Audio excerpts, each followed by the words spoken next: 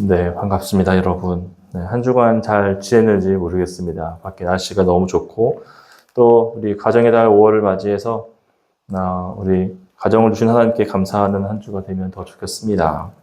자, 오늘 말씀은, 어, 노아의 이야기가 시작되는 첫 부분이다라고 할 수 있습니다. 그리고 오늘 말씀의 배경을 보면 6장 1절을 통해서 알 수 있는데, 사람이 땅 위에 번성하기 시작할 때다라고 가르쳐주고 있습니다. 가인과 아벨 사건 이후에도 가인의 후손이 계속 등장하고, 그리고 아담도 아벨 대신 주신 아들 셋도 그의 후손이 이어지면서 시간이 지나고 또 많은 사람들이 등장하게 되었다라고 말해주는 것입니다. 그런데 오늘은 이 아담의 족보는 아니지만 그래도 5장에 보면 아담의 족보를 보면서 또 가인의 후손들을 보면서 눈여겨볼 만한 두 사람이 있음을 우리가 알 수 있습니다. 첫 번째 사람은 에노스라는 사람이고 또 다른 사람은 에녹이라는 사람입니다. 먼저 에노스는 아담의 후손이죠. 아담과 셋과 그 다음에 나타난 사람이 이 에노스입니다. 그런데 이 에노스 때의 특징이 뭐냐면 그 당시에 사람들이 하나님의 이름을 불렀다라고 가르쳐주고 있습니다. 이 하나님의 이름을 불렀다, 그때가 에노스 때였다 이렇게 말하기 때문에 우리는 하나님의 이름을 부르는 것이 어떠한 의미인가 당장 이제 어떤 결론을 내기가 좀 어려운 것 같아요. 그런데 이 말뜻을 보면 이 하나님의 이름을 불렀다라고 하는 문장은 여기에만 나오지 않고 창세기에서 5번 등장한 문장입니다. 에노스 때 그랬고 또 아브라함 때 3번 그리고 야곱 때 1번 이렇게 하나님의 이름을 불렀다라는 기록이 나와 있습니다. 일단 그들이 하나님의 이름을 불렀다 딱 들을 때에 좀 긍정적인 의미가 있는 것 같죠.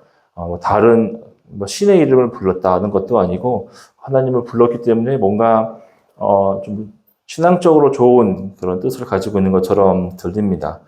그러나 그들이 하나님의 이름을 부를 때를 조금 더 살펴보면 그 뜻을 명확하게 알 수 있을 것입니다.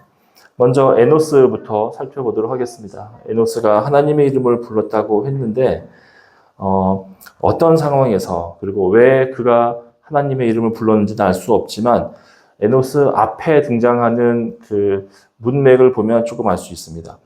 에노스의 그 가문을 보면 그 앞에 가인의 후손들, 그들이 한 행동들이 나오고 있습니다.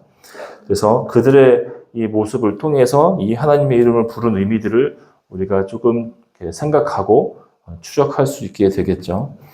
자, 먼저 가인의 자손들의 이야기를 보면은 그들은 조금 세상적이고 그리고 꽤나 세상적이고 또 꽤나 폭력적인 후손들이었다라는 것을 알 수 있습니다. 우리의 말씀을 좀 앞으로 가서 4장에 보면 어떠한 일을 했는지 나오는데 4장 16절부터 쭉 보시면 하나님 앞에 올바로 제사드리지 못하고 아벨을 죽여 쫓겨난 가인의 후손들 그들이 한 행동들을 보면은 먼저 그들은 성을 쌓았다라고 17절에서 말해주고 있죠. 그 다음에 또 가축을 치고 악기를 다루는 자들의 조상이 되었다 이런 말도 나옵니다. 그리고 또 구리와 쇠로 여러 가지 기구들을 만들었다 이런 내용이 그 이후의 절에서 계속 나오죠.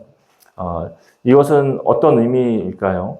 성을 짓고 그리고 가축을 치고 악기를 다루는 자들의 조상이 되고 구리와 쇠를 만드는 자들이 되었다. 이것은 그냥 기술이 좋았다라는 의미보다는 그들이 세상의 문화를 만들었다. 그리고 자기들만의 도시를 쌓아서 살았다. 그러니까 자기들의 문명을 만들고 살았다. 세상 문명의 어떤 출발자이다라는 것을 알 수 있습니다.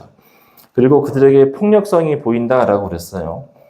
그들의 폭력성은 라멕이라고 하는 후손에게서 잘 드러났는데 우리 4장 23절, 24절에 보면 라멕이 한 말을 우리가 보면서 알 수 있습니다. 4장 23, 4절 같이 한번 읽어보겠습니다. 시작. 라멕이 아내들에게 이르되 아다와 실라여 내 목소리를 들으라. 라멕의 아내들이여 내 말을 들으라. 나의 상처로 말미암아 내가 사람을 죽였고 나의 사랑으로 말미암아 소년을 죽였도다. 가인을 위하여는 벌이 7배일진데 라멕을 위하여는 벌이 77배에 이르로다 하였더라. 아멘. 자, 이게 무슨 말일까요? 라멕에게 두 아내가 있었습니다. 아다와 실라라고 한 아내가 있었습니다. 이 아내들을 자기가 이제 어느 날 자랑하기 위해서 이야기할 때에 내가 어느 날 밖에 나가서 시비가 붙었어요. 그래서 그 사람이 나를 친 것 같아요. 그래서 내가 작은 상처를 입게 되었는데 나는 그 사람을 복수해서 나는 때려 죽였다. 이거를 지금 말하고 있는 거죠. 자랑스럽게. 그리고 24절에 보면은 자신의 그 정당성을 설명합니다. 가인을 위해서는 7배로 갚아주시겠다라고 했다. 근데 나를 건들면 나는 77배로 갚아준다. 이렇게 말하면서 내가 그 사람들에게 그렇게 갚아준 것은 하나님이 옛날에 가인에게 주셨던 그 7배를 갚아주신다고 했던 말처럼 나에게도 그런 의미다. 그래서 내가 그 소년을 나의 상처 주는 소년을 내가 죽인 것은 정당한 일이다라고 지금 합리화하고 있는 것입니다. 그런데 가인을 건드리면 7배로 갚아준다라고 했던 하나님의 말씀이 있긴 있었죠. 그런데 그 말씀은 가인이 아무나 때려도 된다 그런 의미가 아니라 가인이 살인을 저질렀기 때문에 밖에 나가서 살면 사람들이 가인을 쳐 죽일까 봐 하나님이 가인을 보호해 주시기 위해서 주셨던 말씀입니다.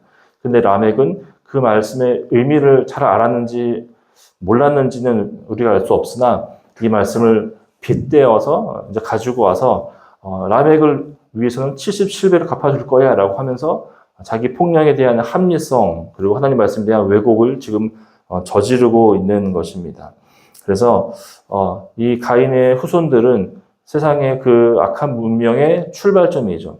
음악을 만들고 또 여러 가지 재료를 통해서 구리와 쇠를 만드는 자들이었고 그리고 또 가축을 하는 자들, 또 자기 성을 지어서 자기들만의 세상을 만든 하나님을 떠난 존재들이었습니다. 그리고 말씀을 또 떠나서 이 라멕이라는 사람은 자기의 폭력성을 이렇게 마음껏 휘두르는 말씀의 왜곡자였고 또 폭력을 행하는 사람이었다 이렇게 알아갈 수 있습니다. 그래서 그들은 세상적이고 폭력적이면서 점점 어떻게 되냐면 죄로 깊이 들어가고 또 죄가 확산되는 중에 있었다. 그들의 가문이 그리하였다라고 말해주고 있습니다. 반면에 이 아담의 후손들, 아벨 대신에 세워진 세 아들인 이 셋 이후의 아들인 에노스는 그때 당시 하나님의 이름을 불렀다라고 지금 대조시키고 있는 거죠. 가인의 자녀들은 이렇게 죄를 더 확산시키는 자들이었는데 아담의 자손들은 하나님을 불렀다. 대조를 시킴으로 말미암아 하나님의 이름을 불렀다라고 하는 의미가 하나님을 예배한다. 하나님을 더 찾는다. 또 그분 앞에 더 경배한다. 하나님을 섬긴다. 이런 의미임을 우리가 유추해 볼 수 있다는 것입니다. 이해가 되시죠? 자, 그런데 이 하나님을 불렀다라고 하는 의미는 아브라함에게도 3번 등장하고 야곱에게도 1번 나타난다라고 제가 말씀을 드렸어요. 아브라함이 언제 그러면 하나님의 이름을 불렀느냐? 창세기 12장, 13장, 21장에서 나옵니다. 자, 창세기 12장이라고 하면은 딱 떠오르는 게 하나님께서 아브라함을 불러내서 이제 그 고향을 떠나게 하신 그 사건, 그러니까 아브라함의 소명장이라고 할 수 있겠죠.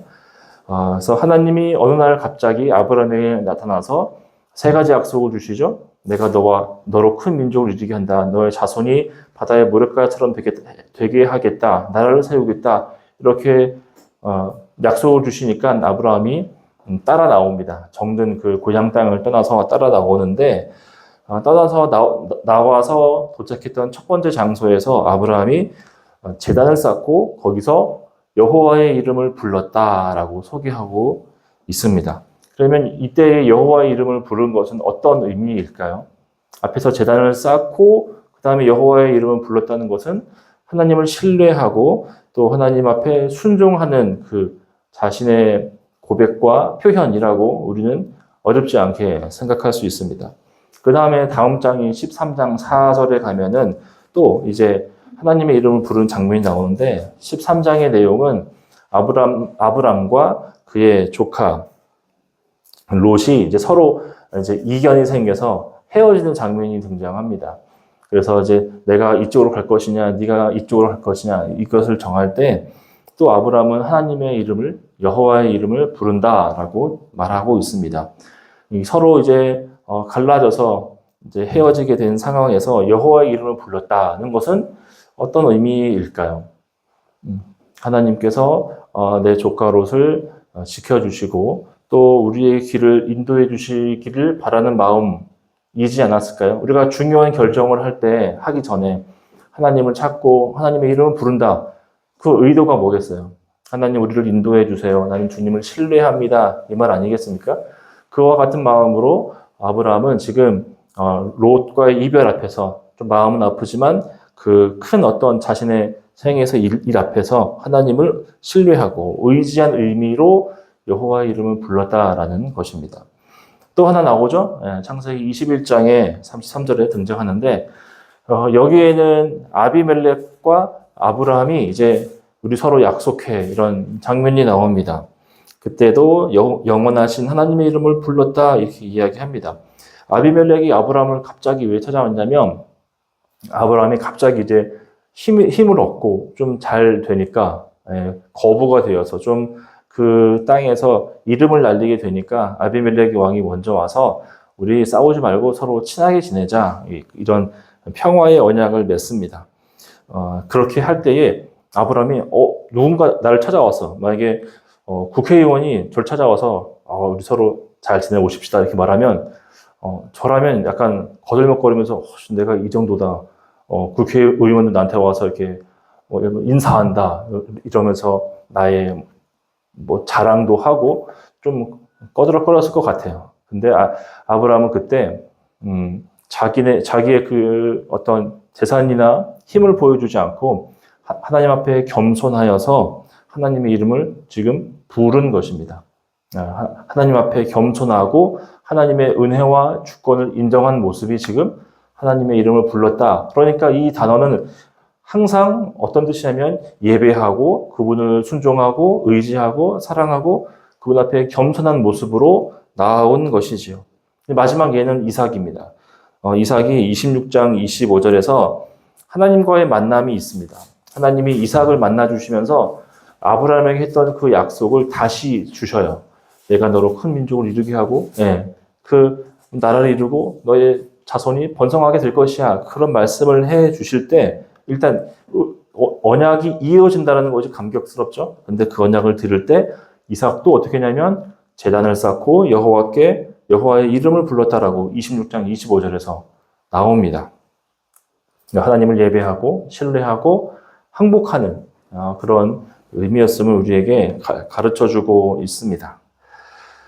이렇게 에노스라는 사람, 에노스가 여호와의 이름을 불렀다라는 것의 의미를 알기 위해서 조금 이렇게 여기저기 왔다리 갔다리 했지만 에노스 때는 일단 그가 하나님을 찾았다. 가인의 후손은 하나님을 떠났다. 이렇게 보여주고 있는 거죠. 그 다음에 또 우리가 주목해 볼 만한 인물은 에녹이라고 하는 사람입니다.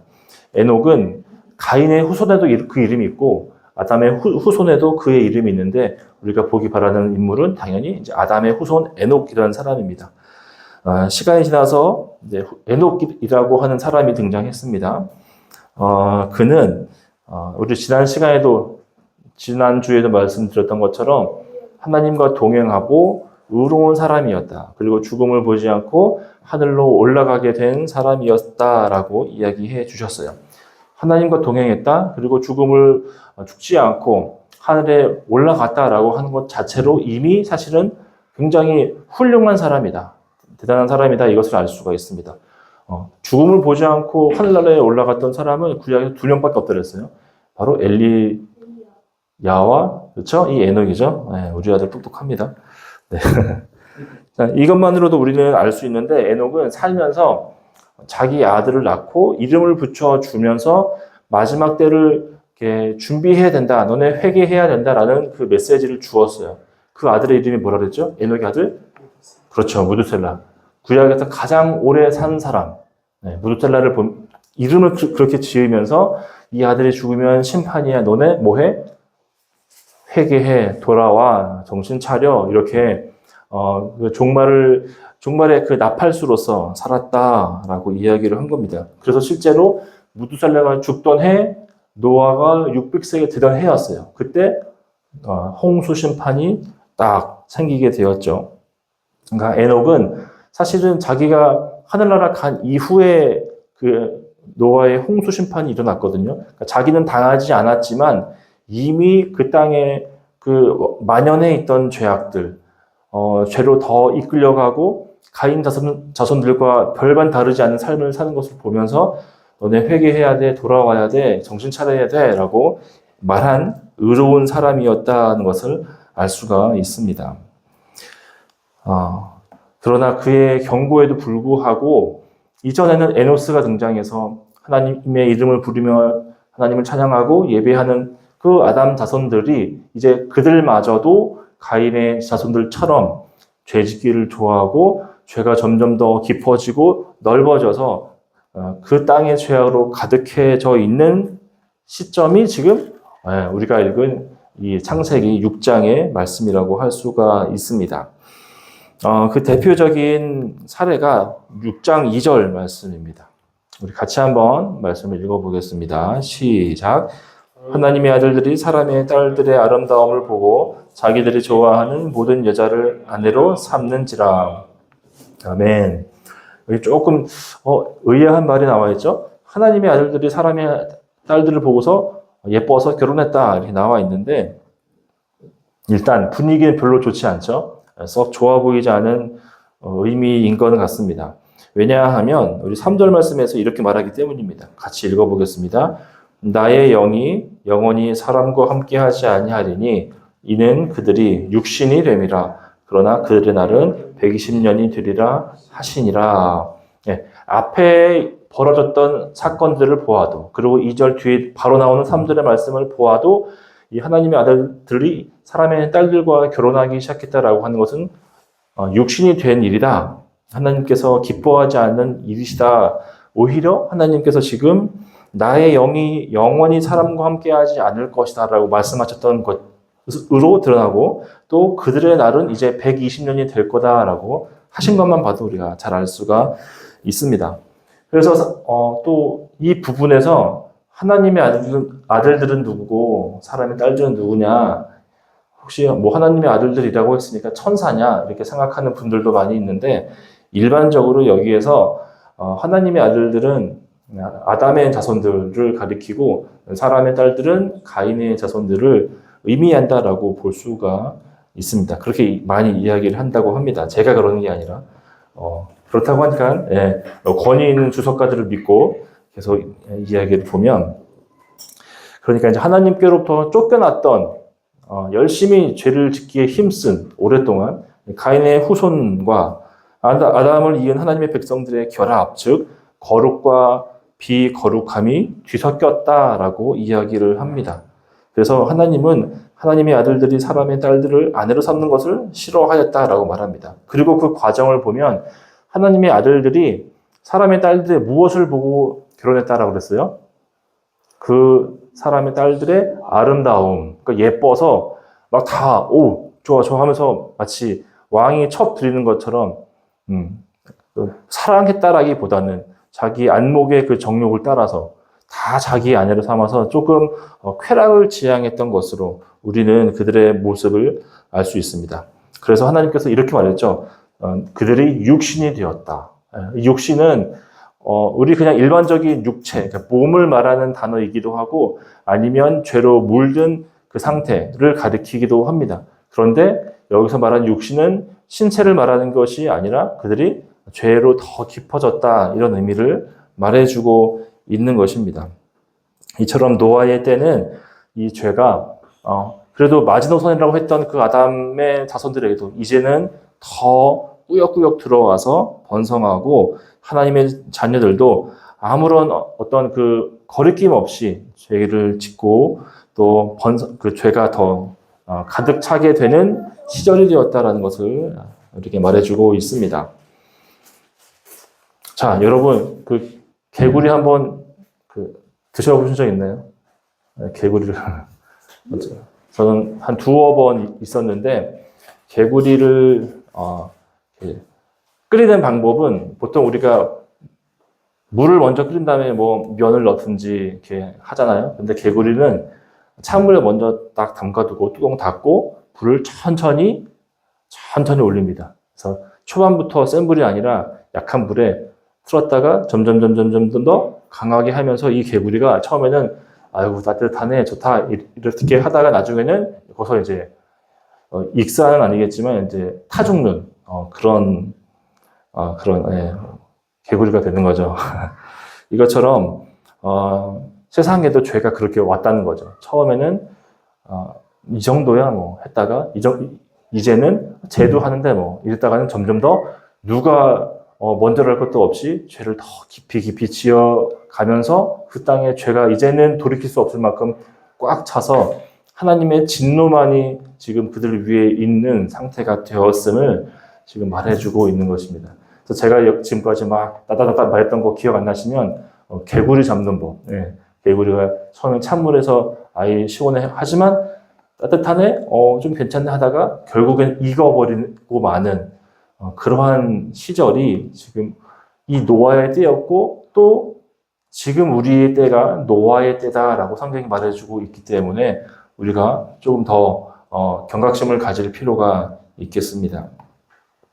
그런데 오늘 말씀에 보면은 하나님이 이 개구리를 단박에 그 펄펄 끓는 물 또는 아니면 펄펄 끓는 그 기름에 확 넣어가지고 뭐 타죽도록 하지 않으시고 그들의 날은 120년이 되리라 이렇게 말씀해 주셨습니다. 이 말은 하나님께서 120년 동안 기다리시겠다, 참으시겠다라고 하는 그런 말씀이죠. 회개할 시간을 주셨다라는 것입니다. 아무런 소망도 없어 보이고 더 놔두어 봐야 그냥 죄로 더 넘어질 것만 같은 그들이었지만 하나님께서는 시간을 주셨어요. 그리고 그 시간 동안 노아는 열심히 방주를 지으며 하나님의 심판을 기다리고 있었습니다. 출애굽기에 보면 하나님께서 자신에 대해서 말씀하실 때 나는 노하기를 더디하는 자다라고 말씀해 주셨거든요. 그 말씀처럼 하나님은 노하기를 더디하시면서 120년 긴 시간이죠. 우리에게 그 긴 시간을 참고 또 기다려 주셨습니다. 또 이제 하나님의 마음이 등장하는 부분이 있는데 5절과 7절 말씀에 보면 하나님께서 한탄하셨다 이렇게 말해주고 있습니다. 한탄하셨다. 한탄한다라는 말은 후회하고 가슴 아파하고 안타까워했다, 탄식했다 이런 의미이지 않습니까? 하나님께서 그러한 마음으로 지금 가슴을 치면서 세상을 바라보고 계셨다 그런 말이죠. 그리고 5절에 보면은 여호와께서 사람의 죄악이 세상에 가득함과 그의 마음으로 생각하는 모든 계획이 항상 악할 뿐임을 보시고 땅 위에 사람 지으셨음을 한탄하사 마음에 근심하시고 라고 이야기합니다. 너무 좀 읽는 가운데도 마음이 정말 뭉클해지고 또 괴로워지는 것 같아요. 하나님께서 세상을 볼 때 사람들의 하는 생각이 그들의 마음이 언제나 그들의 계획이 모두 다 악했다라고 하는 거죠. 너무 참 가슴 아픈 이야기인 것 같아요. 우리가 살아가는 자들에게 기대하지 않습니까? 뭐라도 기다리면 나아지겠지, 좋아지겠지 했는데 언제나 모든 계획과 생각하는 거나 마음이나 행동이나 정말 순수 악 100%였다라고 하는 거는 정말 큰 절망이고 정말 큰 분노가 아닐 수 없습니다. 그래서 하나님께서 사람의 언어를 통해서 한탄하셨다, 근심하셨다 이렇게 말을 하는 것이죠. 그래서 어느 정도가 되셨냐면 나 이제 못하겠다, 다 쓸어버리겠다라고 할 정도로 하나님께서 그 계획을 가지고 또 있었다라는 거죠. 너무 사랑하셔서 아파하시는 하나님의 슬픔이 이 5, 6, 7장에서 7절에서 지금 너무나 분명하게 나오고 있습니다. 하나님은 누구보다 죄를 미워하시는 분입니다. 제가 방금 이 말씀을 읽기만 해도 참 마음이 답답하다, 슬프다라고 했지만 하나님은 가장 거룩한 분이시기 때문에 가장 큰 진노를 또한 느끼시는 분이셨습니다. 그래서 하나님께서는 괴로워하셨고 또 모든 걸 다 없애시고 싶을 만큼 큰 분노를 가지고 계셨습니다. 여기서 우리가 이런 생각 한번 해봤으면 좋을 것 같아요. 우리 남준이가 우리 사랑하는 로운이랑 같이 맛있는 저녁을 먹으러 갔어요. 어딜 갔다 갔을까요? 저 워커힐 호텔 맞나요? 아무튼 좋은 그런 식당에 옷도 아주 예쁘게 입고 갔습니다. 밝은 색. 우리는 백의 민족이니까 흰 옷을 싹 입고 가장 좋은 옷을 입고 싹 갔는데 거기에 갑자기 밥 먹는 중에 팍 튀었다. 뭐 짜장이 튀었다든지 아니면 뭐가 튀었을까요? 잘 안 빠지는 거, 뭐 마라탕이 튀었다든지 이러면 어때요? 속상해요? 안 속상해요? 속상하죠. 너무 막 별로죠. 아무리 우리가 젠틀한 사람이라고 하더라도 그거 좋아하는 사람은 없죠. 어머 튀었네요. 너무 감사합니다. 이렇게 말한 사람은 없다는 것입니다. 이것처럼 동일하다는 거죠. 하나님의 그 너무나 큰 거룩하심과 의로우심 앞에 이 죄가 너무나 가득 차 있는 것을 보시니 하나님은 견디실 수가 없다라는 것입니다. 그리고 하나님의 자녀인 우리들이 거룩해야 할 거룩하신 하나님을 닮아가야 하는데 그러지 않고 마음의 생각과 행동이 다 온통 그 정반대였다고 하니 하나님께서 진노하셨다라는 것은 우리가 너무나 명확하게 알 수가 있습니다. 여러분 그래서 우리가 신앙생활을 하면서 하나님을 가까이 한다, 뭐 하나님을 만난다 이렇게 표현하는 것은 어떤 것보다 우리가 죄를 미워하고 싫어하는 것으로 나타나야 합니다. 그래서 교회의 가장 큰 표지, 그러니까 교회의 교회됨의 1번은 거룩함이에요. 누구를 구제하고 이런 것이 1번이 아니고 교회의 교회됨은 언제나 거룩함이 1번입니다. 성도의 성도됨도 거룩함이에요. 그러니까 우리가 믿음이 성장했다, 내가 하나님을 더 가까이 한다라고 하는 것은 인격적으로 조금 더 친해졌다 이 말이 아니라 그 말보다 내가 더 신실하고 거룩하신 하나님을 닮아갑니다라는 거죠. 내가 비록 다 그것을 청산하지는 못했다 하더라도 내가 이 죄에 대한 어떤 센서가 더 발동해서 냄새도 맡기 싫어하는 것, 보기도 싫어하는 것, 흉내도 내기 싫어하는 것이죠. 이전에는 좀 냄새 맡고 그래도 뭐 먹지만 않으면 되지 않을까? 이 정도였다면 지금은 그거 쳐다도 보기 싫은 것, 이것이 정말 하나님을 닮은 것의 가장 확실한 증거다라는 것입니다. 그리고 우리가 죄를 멀리 해야만 하나님의 뜻을 분별할 수 있어요. 그리고 우리가 죄를 멀리 해야만 하나님을 기쁘시게 할 것이 무엇인가? 그때서야 알 수 있다는 것입니다. 성경에 보니까 술 먹지 말란 말도 없고 담배 피란 말도 없는데요. 이건 아직 어린 아이들의 질문이죠. 당연히 성경에는 담배 피지 말라, 마약하지 말라 그런 말씀 없죠. 그러나 우리가 거룩한 존재로서 하나님을 닮아간다면 뭐 할 수 있게 돼요? 하나님 기쁘시게 할 것이 무엇인지 분별하면서 내가 담배 필 수 있는 자유가 있고 어떻다 하더라도 내게 그런 자유가 있다 하더라도 하나님 기뻐하시지 않는다면 끊어버릴 수 있는 거죠. 물론 시도는 좋지만 다 안 된다 하더라도 그 마음이 그렇게 변해져 나간다는 것입니다. 만약에 제가 오후에 커피 마시면 밤에 잠을 못 잔다라는 그런 사람이라면 제가 목사로서 토요일날 오후에 커피를 마시는 게 좋을까요? 안 마시는 게 좋을까요? 그렇죠. 안광호 너는 토요일날 커피 먹으면 죽는다 이런 계명이 있어서가 아니라 내가 나를 조절하고 또 하나님께 더 몰입하기 위해서 그런 커피를 내가 먹을 수 있는 것이지만 절제한다라는 것입니다. 물론 저는 오후에 커피 마셔도 잠 잘 잡니다. 근데 말을 하면 이제 그렇다는 것이죠. 그래서 토요일날 일찍 자는 거 되게 중요한 겁니다. 토요일날 괜히 아내를 힘들게 해서 괜히 싸우거나 하지 않는 거 되게 큰 겁니다, 여러분. 그렇죠, 남준아. 남준이 정말 얼마나 내가 감사한지 모르겠습니다. 남준이 때문에 삽니다, 진짜. 그러니까 내가 청결해져 갈수록 주님을 알아가는 거죠. 그분의 마음이 이거였구나. 그분의 뜻이 이거였구나. 나 이렇게 해야지라고 알아져 가는 겁니다. 그래서 우리 마태복음에 보면은 마음이 청결한 자는 하나님을 볼 것이요 라고 말하지 않습니까? 우리 마음이 죄로 어두워지면 못 보는 겁니다. 말씀을 들어도 읽어도 깨달아지지 않는 거예요. 우리가 이 마음을 얻기를 간절히 기도해야 됩니다. 이 노아의 때에 사람들 다 죄 짓는 거 좋아하고 당연히 여기고 마치 우리를 조롱하고 있잖아요. 왜 뭐 주일날 교회 가가지고 시간을 낭비하냐? 왜 교회를 헌금하느냐라고 할 때에 우리는 전혀 다른 마음과 삶으로 하나님 앞에 영광을 돌려야 마땅하다. 그런 뜻입니다.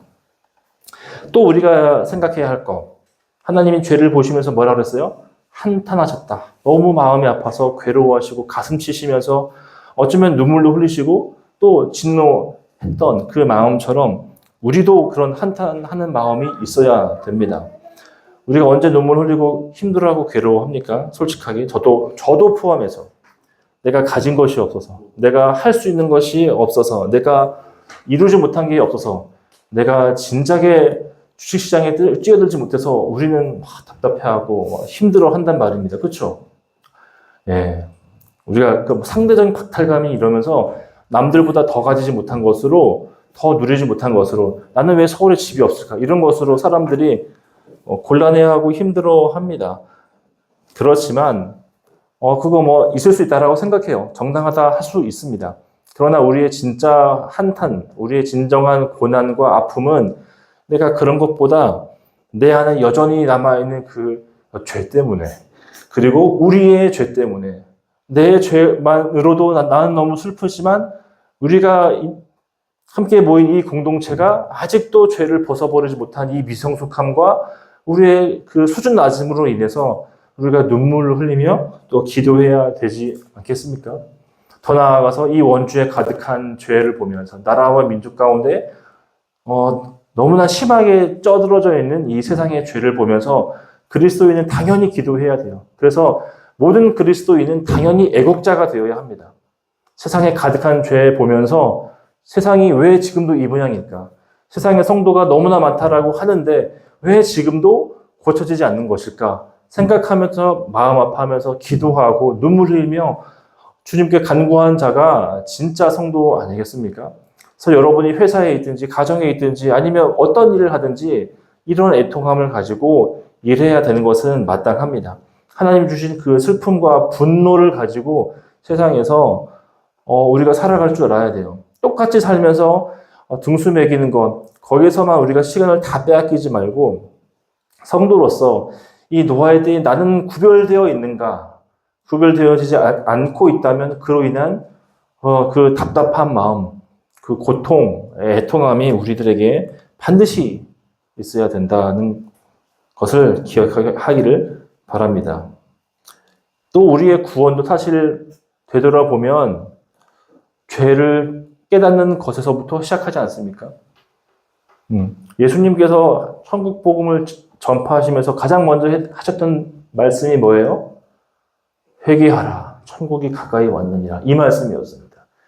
난 너를 사랑해 반가 반가 이것이 1번이 아니라 하나님은 너네 지금 회개해야 한다. 도끼가 지금 나무 뿌리에 놓여있다. 너네 지금 큰일 났다. 이것을 우리가 알 때에 뭐가 되는 거예요? 아, 나는 망했구나. 난 정말 죄인이구나. 이것을 알 때에 예수님만이 나의 구원이심을 너무나 감사하게 받아들이게 되는 거죠. 나는 죄인인데, 나는 한 것이 없는데, 나는 할 수 있는 것도 없는데, 예수님만이 나의 구원이시다. 내가 예수님의 그 은혜에 무엇을 덧댈 수 있는 존재가 아니구나. 거기서 진득하게 깨닫고 우리가 구원을 얻는 것입니다. 예수님을 고백하게 되는 것이고, 하나님의 말씀을 정말 너무나 달콤하고 너무나 마땅히 여겨야 할 우리 하나님의 말씀이므로 또 따라 나가게 되어져 간다는 것이죠. 그래서 참된 신자의 그 바로미터도 정말 죄를 깨달은 적이 있는가? 내 죄 앞에서 가슴을 치며 울며 애통한 적이 있는가라는 것입니다. 하나님은 그래서 죄 지은 사람을 용서해 주시긴 합니다. 그런데 하나님은 비겁한 자는 용서해 주지 않으십니다. 나 죄가 없는데요? 나 그런 적 없는데요? 다 그렇게 하는데요? 라고 말하는 그 비겁한 자, 자기 죄 앞에서 비겁한 자는 하나님이 용서해 주시지 않습니다. 명언이죠? 네. 이런 거를 잘 편집해서 떡상했으면 좋겠는데 다행히 이런 말은 저밖에 안 한 것 같아요. 죄인은 용서하지만 비겁한 자는 용서하지 않으신다. 그래서 우리가 주 안에서 이러한 어떤 소울, 이러한 그 중심을 가지고 우리가 거룩해져 가고 또 하나님 앞에서 더 사랑스러워져 가는 우리 성도들이 다 되시기를 축복합니다. 이렇게 온 세상이 죄로 가득할 때에 노아가 등장합니다. 네. 노아의 이름 뜻은 또 공교롭게도 안위하다라는 뜻입니다. 그러니까 편안하게 하다, 또 마음을 좀 이렇게 편안하게 할 수 있는 그런 존재라는 거죠. 그러니까 너를 보면 좀 마음이 놓여, 너를 보면 좀 내가 소망이 생긴다, 그런 의미겠죠? 그러니까 노아가 그런 존재였어요. 하나님이 노아만 보면 그래도 조금 아이고 좀 살겠다 하는 그런 사람이었습니다. 그래서 노아는 하나님께 은혜를 입었다라고 8절 말씀에서 고백하고 있는데, 사실 9절 말씀에 보면 노아는 그 당대에 의롭고 완전한 사람이다라고 이렇게 칭찬해주고 있습니다.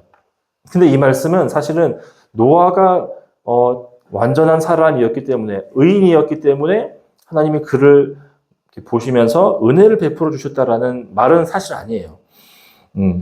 하나님께서 그를 먼저 주목하시고 또 그를 통해서 심판 중에도 구원을 베푸시기로 결정하셨을 뿐입니다. 자, 네. 그래서 노아가 우리가 지금 되어야겠죠. 오늘날의 노아. 그래서 요즘도 이름을 자꾸 노아라고 짓는 이유가 그런 것이 아닌가 생각이 드는데, 어쨌든 하나님께서는 그래도 그 당시에 하나님을 찾고 의지하고 의롭게 산 이 노아를 통해서 심판 중에라도 구원을 베푸실 계획을 주셨고, 또 그에게 방주를 지어라 라고 말씀해 주셨습니다. 그래서 노아는 구원을 받고 나중에 세상은 심판을 받게 됩니다. 그래서 이 사건은 노아는 심판을 받지 않고 구원받는 성도들을 상징하는 것이고, 또 이 방주 사건은, 이 방주는 곧 교회를 의미하는, 그리고 또 예수님의 재림을 가리키고 예표하는 사건으로도 우리가 이해를 하기도 합니다. 그러니까 노아 사건은 단순히 이전에 있었던 하나의 사건일 뿐만 아니라 우리가 앞으로 맞이할 우리의 미래, 또 예수님의 재림과 심판을 미리 내다볼 수 있게 하는 일입니다.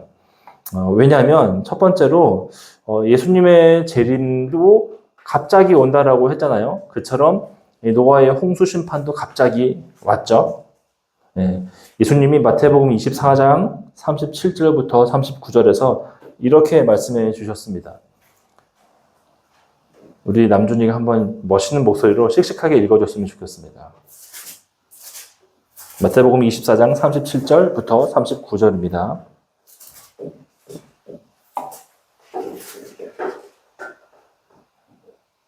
됐나요? 37. 네, 37에서 39. 노아의 때와 같이 인자의 임함도 그러하리라. 홍수 전에 노아가 방주에 들어가던 날까지 사람들이 먹고 마시고 장가들고 시집가고 있으면서 홍수가 나서 그들을 다 멸하기까지 깨닫지 못하였으니 인자의 임함도 이와 같으리라. 그렇죠. 갑자기 온다 그랬죠. 노아의 때와 같이 인자의 임함도 갑자기 임할 것이다. 그래서 39절에 보니까 그들을 다 멸하기까지 깨닫지 못하였으니 인자의 임함도 이와 같으리라. 비슷합니다. 두 번째는 두 개 다 전 지구적인 종말이라는 것입니다. 노아의 홍수 심판은 국지적인 어떤 심판이 아니라 전 우주적인 심판이었어요. 그리고 예수님의 오심도 세상의 마지막, 세상을 다 심판하시는 전 지구적이고 우주적인 그런 심판이었습니다. 세 번째로는 이 방주가 그리스도인데, 방주는 교회를 상징하고 또 그리스도를 상징하죠. 그래서 방주에 탄 자만이 구원을 받았던 것처럼 그 예수를 믿는 자만 구원을 얻게 되는 것이죠. 그래서 예수님이 요한복음 14장 6절에서는 나로 말미암지 않고는 아버지께로 올 자가 없느니라 라고 가르쳐 주셨습니다. 마지막 네 번째는 이중성입니다. 누구에게는 구원이고 누구에게는 심판이라는 거죠. 예수님의 오심은 우리에게는 뭐예요? 구원입니다. 그러나 믿지 않고 예수님을 거부한 사람에게는 심판이죠. 방주도 마찬가지죠. 방주에 들어간 자에게는 구원이지만 방주에 들어가지 못한 자에게는 심판이 임해서 죽음으로 나타납니다. 이처럼 노아의 홍수 심판은 과거 이야기가 아니라 우리의 미래이며 또 세상의 정말 마지막인 재림을 이야기할 수 있습니다. 그래서 우리가 두 가지만 기억하고 마음에 새기고 돌아갈 수 있었으면 좋겠습니다. 첫 번째로는 우리가 영적인 무관심에서 벗어나기를 바랍니다.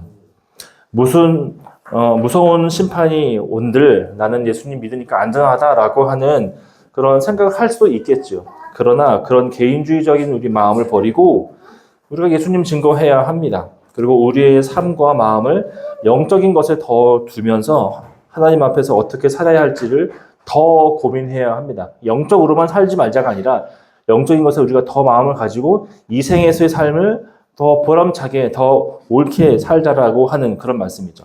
제가 그래서 첫 번째로 우리가 너무 개인주의적으로 살지 말자. 누가 어떻게 된다 한들 나는 구원받으면 된다. 이렇게 살지 말자라고 말씀을 드렸어요. 에스겔서 말씀에서 이것을 더 잘 보여줍니다. 에스겔서 3장 11절과 18절 말씀에 나오는데 시간이 없으니까 제가 읽으면 3장 11절에서 이렇게 말합니다. 사로잡힌 내 민족에게로 가서 그들이 듣든지 아니 듣든지 그들에게 고하여 이르기를 주 여호와의 말씀이 이러하시다 하라. 그들이 듣든 말든 상관하지 말고 가서 일단 전해라라고 하나님이 명령해 주신 겁니다. 그 다음에 18절 말씀에 보면은 조금 무서운 말씀이 나와요. 이렇게 말씀하십니다. 가령 내가 악인에게 말하기를 너는 꼭 죽으리라 할 때에 내가 깨우치지 아니하거나 말로 악인에게 일러서 그의 악한 길을 떠나 생명을 구원하게 하지 아니하면 그 악인은 그의 죄악 중에서 죽으려니와 내가 그의 피값을 내 손에서 찾으리라 이렇게 말씀했습니다. 어떤 죄인이 있는데 그 사람이 복음을 듣지 못해서 죽었다면 그 사람은 그 사람의 죄로 말미암아 지옥에 가게 될 것이지만 네가 복음을 전하지 않은 것에 대한 그 사람의 피값을 내가 네 손에서 찾을 것이다 라고 지금 말하고 있는 겁니다. 그러니까 하나님이 우리에게 그 예수 안 믿고 죽었던 그 홍길동 그 피값 가져와 이렇게 말씀을 하신다는 것이죠. 무서운 말씀입니다. 그러니까 우리가 이 엄청난 책망 앞에서 놓일 수 있다라고 하는 그런 뜻이에요. 여러분 정말 여러분의 친구에 대한 피값을 여러분이 찾는다고 하면 뭐라고 말할 거예요? 내가 부끄러워서 못했어요. 내가 시간이 없어서 그랬어요. 그거 다 통하지 않는 겁니다. 하나님은 그 사람 피값 가져와 이렇게 무섭게 말씀하실 것입니다. 그래서 우리가 이런 의미에서도 더 전도에 힘 써야 할 것입니다. 당연히 밖에 나가면 거절합니다. 거절 당연한 거예요. 그러나 이 말씀을 우리가 좀 더 마음에 새기고 살아갔으면 좋겠습니다. 그래서 바울이 그렇게 3번이나 전도여행 다니면서 복음 전한 거 아니겠습니까? 그가 믿는 하나님이나 내가 믿는 하나님이나 같은 하나님인데 반응이 다른 것은 물론 그 바울의 믿음이나 우리의 믿음이 성숙도가 다를 수 있으나 그래도 우리가 복음의 빚진 자로서는 우리가 어떤 채무의식을 가지고서 더 힘쓰기를 바랍니다. 그리고 또 우리가 성도로서 경각심을 또한 가져야 합니다. 아까 이야기 읽었죠. 우리 남준 성모님이 읽어주셨던 것처럼 마지막 날에는 사람들이 먹고 마시고 시집가고 장가들면서 지낸다라고 말을 합니다. 여러분 그러면 먹고 마시고 시집가고 장가가는 거 하지 말아야 될까요? 정훈아. 장가 가야죠. 시집가고 먹고 마시고 해야죠. 근데 여기서 말하는 포인트는 뭐냐면 그것만 신경 쓴다는 겁니다. 어떻게 하면 내가 여기서 더 많이 가지고 더 잘 살까? 그 고민만 한다는 거죠. 이 땅이 전부인 것처럼 산다는 겁니다. 그러지 말라는 거죠. 이 땅이 전부가 아니잖아요. 그렇죠? 전부인 것처럼 살지 말라라는 거죠. 영적인 것에 우리가 무관심하지 말고 우리의 마음을 너무나 많이 빼앗기지 말라는 겁니다. 세상이 보여주는 것은 사실은 너무나 육적이에요. 그렇죠? 너무나 세상적이고 너무나 육적입니다. 그리고 엄청나게 화려해 보입니다.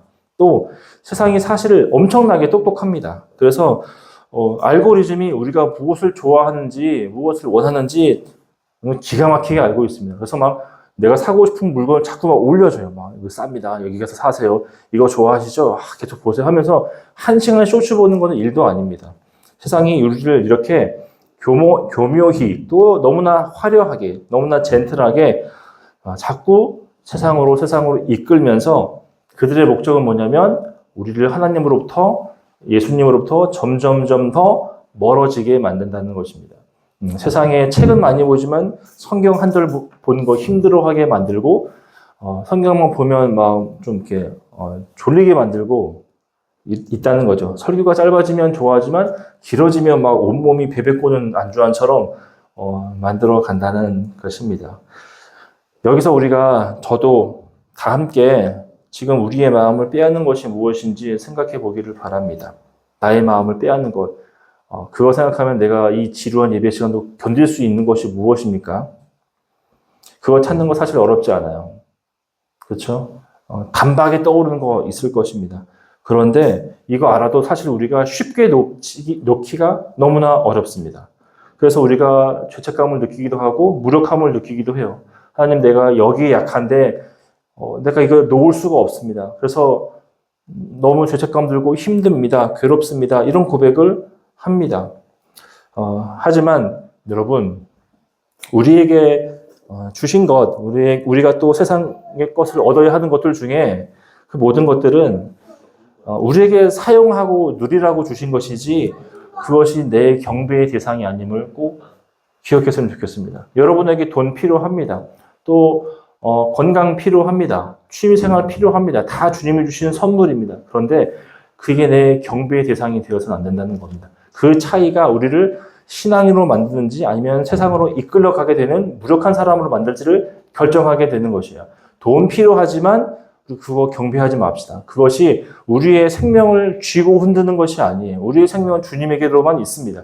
우리가 많은 것을 누리면 당연히 좋지만 그 많은 것으로 우리의 하나님이 바뀌는 것은 아니기 때문에 그래서 헌금도 많이 하고 세상 것에 우리의 마음을 빼앗기지 않기 위해서 그리고 우리가 시간을 정해서 기도하고 말씀 보는 건 꼭 해야 합니다. 제가 이것을 좀 정리하고 싶어서 책을 하나 봤는데 기가 막힌 예화가 하나가 있었어요. 우리 와이프는 김밥을 기가 막히게 맙니다. 그래서 저는 그 김밥을 먹으면서 김밥을 즐거워하죠. 김밥을 사랑합니다. 그런데 이 김밥을 통해서 내가 더 사랑하게 되는 것은 제 아내겠죠. 이렇게 맛있는 김밥을 나를 위해서 싸주는 우리 와이프를 더 사랑하게 되는 거 아닙니까? 그러니까 나는 김밥도 사랑하지만 내 아내를 더 사랑하게 되는 거죠. 그러니까 하나님이 나에게 주신 그 좋은 것을 통해서 그것을 잘 누리지만 이것을 주신 하나님을 바라보며 더 그분께 경배하게 되는 것이죠. 이게 세상 것도 버리지 않고 하나님도 올바로 사랑할 수 있게 되는 그 비결이다라고 하는 예화가 있는데 그 책이 너무 두꺼워서 사실 다 기억을 못해요. 근데 그 예화만 보면서 제가 기억하고 있습니다. 우리가 그렇게 되면 좋겠습니다. 네, 좋은 의자를 갖추고 좋은 장비를 갖추고 다 필요하지만 잘 누리면 돼요. 그러나 그것이 내 신앙을 대변해 주는 것처럼 증명해 주는 것처럼 하지는 말자라는 거죠. 즐기되 이것을 주신 하나님은 얼마나 더 영광스럽고 아름다운 분이실까 생각하고 기뻐하자. 그리고 내가 누리는 것으로서 좌우를 또한 보며 긍휼을 베풀고 구제할 수 있는 사람이 된다면 너무너무 값진 것이 아니겠는가 하는 생각을 했습니다. 네, 여기까지 오기에 제가 참 고민이 많았습니다. 또 갈등이 많았습니다. 네, 여러분 꿀팁이니까 잘 기억하고 누렸으면 좋겠어요. 두 번째로는 우리가 영적인 무감각에서 벗어났으면 좋겠습니다. 그러니까 비슷한 말이지만 우리가 관심을 가지고 있는 것과 우리가 감각을 가지고 있는 것은 조금 구별할 수 있겠죠. 그러니까 조금 더 의지적으로 영적인 것에 관심을 가지고 이제는 우리가 영적인 감각을 더 길러낼 수 있었으면 좋겠습니다. 같은 말로는 우리가 깨어서 종말을 준비하는 것이라고 할 수 있겠죠. 방주를 짓는 노아의 심정으로 매일의 삶에서 우리가 종말을 준비하며 살자라고 하는 것이죠. 노아가 말씀을 준비하면서 매일매일을 살았던 것처럼 우리도 그와 같은 믿음을 살자라는 것입니다. 세상과 같은 방식, 세상과 같은 가치관을 거부하고 누군가에는 어리석어 보이는 일이라고 하더라도 하나님의 뜻이라면 순종할 수 있는 그 또 그 마음을 우리에게서 또 더 많이 함양할 수 있었으면 좋겠습니다. 그래서 예수님이 오셨을 때에 깜짝이야 이러면서 왜 지금 왔어요? 이렇게 하시지 말고 매일매일 기다리는 거잖아요. 그렇죠? 그러니까 어느 날 갑자기 온다 하더라도 기뻐서 맞이할 수 있는 우리가 되어야 할 것이죠. 그래서 그날, 예수님이 다시 오시는 그날이 우리에게는 도둑같이 임하는 그 심판과 같은 날이 아니라 오래 기다려온 신랑을 맞이하는 그런 축제가 되었으면 좋겠습니다. 그래서 우리가 죽음은 나를 구원한다. 얼마나 행복합니까? 지금도 우리를 구원하시지만 예수님 다시 오실 날도 더 큰 축제가 벌어짐을 기억하기를 바랍니다.